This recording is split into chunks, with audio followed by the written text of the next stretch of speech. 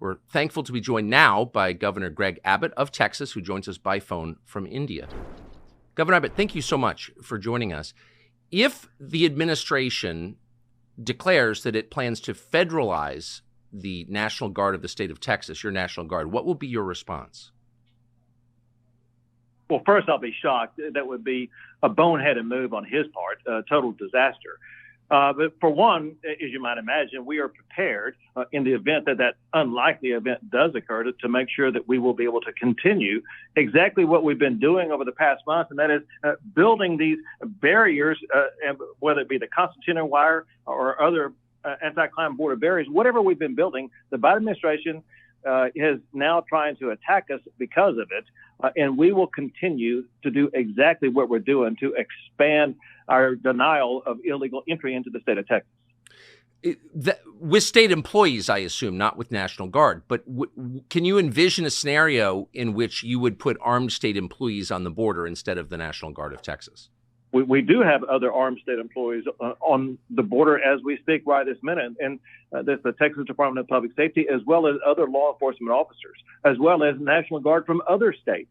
And you can be assured there will be more National Guard from other states and more law enforcement officers within the state of Texas and other states. And, Tucker, I just signed a new law in the state of Texas that will go into effect on March the 5th that authorizes any law enforcement officer in the state of Texas to be able to arrest anybody coming across the border illegally.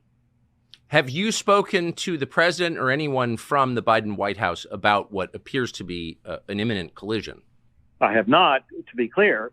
I have spoken to the president about the border. I met him on a tarmac in El Paso and talked to him directly about what was going on. I handed him a letter that had in it immediate solutions he could take that would immediately secure the border without the need of any new law to be passed. Despite the fact that I handed him on altogether 8 different letters, he has refused to ever respond.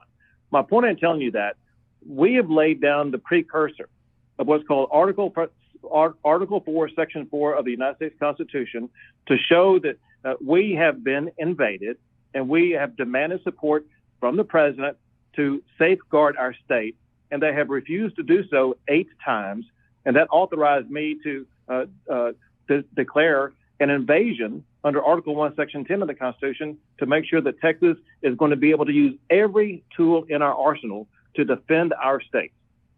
Of the couple of dozen Republican-led states who've pledged support for you, how many do you think would send National Guard to Texas?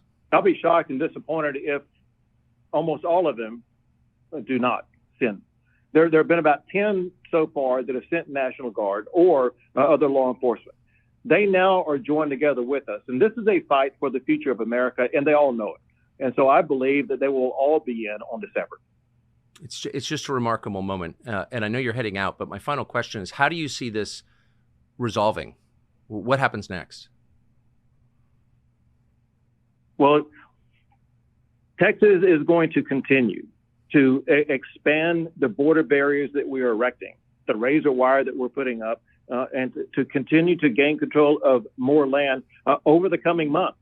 I believe, however, that this will all come to an end on January the 20th of next year, because I believe a new president will be sworn in, a president who will actually enforce the immigration laws of the entire country, not just the Texas border, but New Mexico and Arizona and California and the Canadian border also. And we will have safe and secure borders once again, because we will have a president who actually will enforce the laws of the United States of America. But in the next year, are you concerned about any kind of conflict between state forces, whether state employees or National Guard, and federal forces?